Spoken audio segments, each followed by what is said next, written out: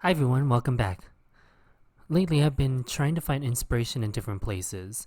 In one of my deep thought moments, I took myself back to an artistic realm that started my intrigue for graphic design.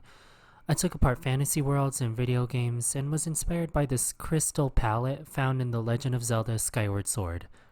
Now, I'm not going to intrude on the gaming side of YouTube, they've got their own thing, but I'll admit that I borrowed a color palette that I saw from the design for one of the characters in the game. In short, Fi is the spirit of the sword, and this character is illustrated in jewel and crystal tones. This led to a picture I had in my archive of these similarly colored hydrangeas I saw at the grocery store. From this point, I drew inspiration from these two places to make this card for the Altenew Build a Flower Camellia japonica July 2019 release. Build a Flower monthly subscription service is an exclusive product offered through Altenew. This subscription guarantees a space for you to get the following month's Build a Flower at a discounted price. Missing out on the subscription does not guarantee that you'll get the month's flower, and you'll pay full retail price for the set after its release. I have a compensated link in the description box if you would like to know more about this service. I highly recommend it and have loved all the flowers I've received. Like I said, I was inspired by jewel and quartz colors for the palette of this floral card.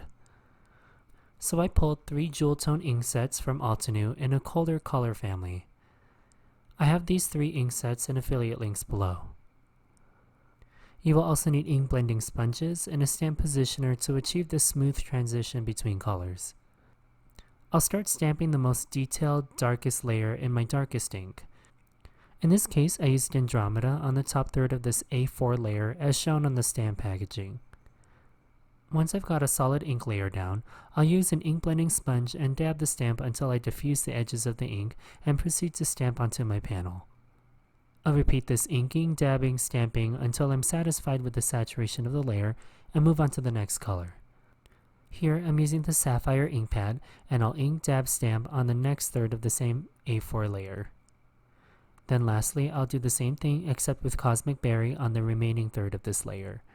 So right now this probably doesn't look like much, but trust me, this will turn out so dimensional and eye-catching. I'm going to speed this up just to quickly show you the transformation that takes place with this flower. I'm moving from the most detailed to base layers. In other words, I'm moving from A4 down to A1 and following the ink placement from the previous layer.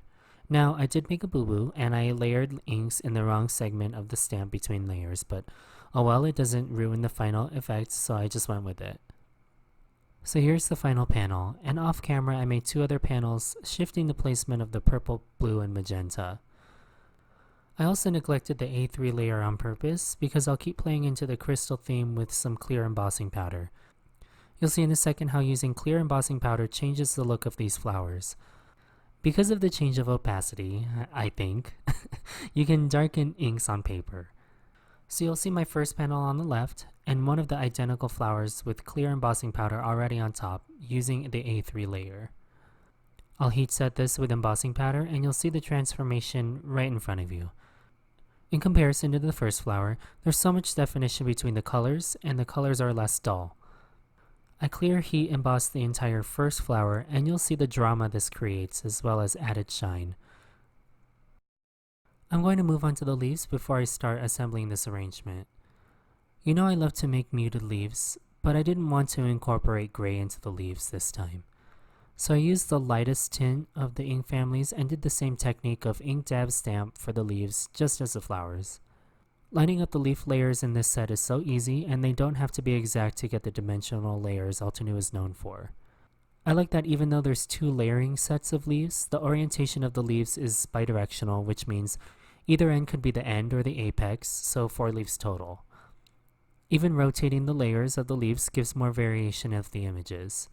But in order to not confuse myself, I just followed the layering guidelines on the stamp packaging. Okay, so let's actually make a card. Instead of using the coordinating die cuts that come with the Altenew Build a Flower subscription, I opted for fussy cutting. I love using my swivel knife for this, but I know many of you are so confident in your tiny scissors. After cutting out my flower pieces, I'll use my tried and true method of using press and seal to pick up all my flowers once I'm happy with an arrangement.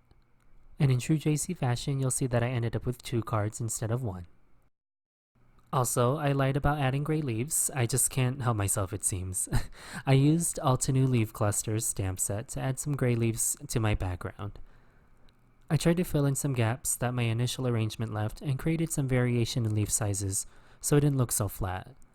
I stamped these images directly onto my white background panel, and instead of adding splatters like I usually do, I opted for a subtle foil embellishment peeking from behind the flowers. I created this by lightly brushing liquid glue with an old brush and pressing some transfer foil once tacky. I thought it warmed up the arrangement a little bit, just for a bit of balance. And I just keep lying to you all apparently because now I'm adding splatters. My favorite way of doing this is with a fine-tipped water brush dipped in my ink of choice. Lastly, I stamped and fussy cut the gorgeous sentiments from the same stamp set in black ink. I pulled up my favorite swivel knife again to cut a margin around the brush lettered sentiment and a craft knife to cut out the sentiment strip. I glued everything down and raised one of the flowers and the delightful sentiment banner on foam squares. And that completes the card, or should I say cards, using this wonderful stamp set. So what do you all think about these jewel tone flowers?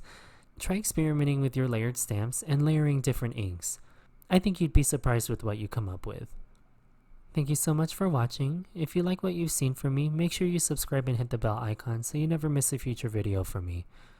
Like I said earlier, I have materials listed in the description box below, and some of them may be affiliate links, so I always appreciate your support.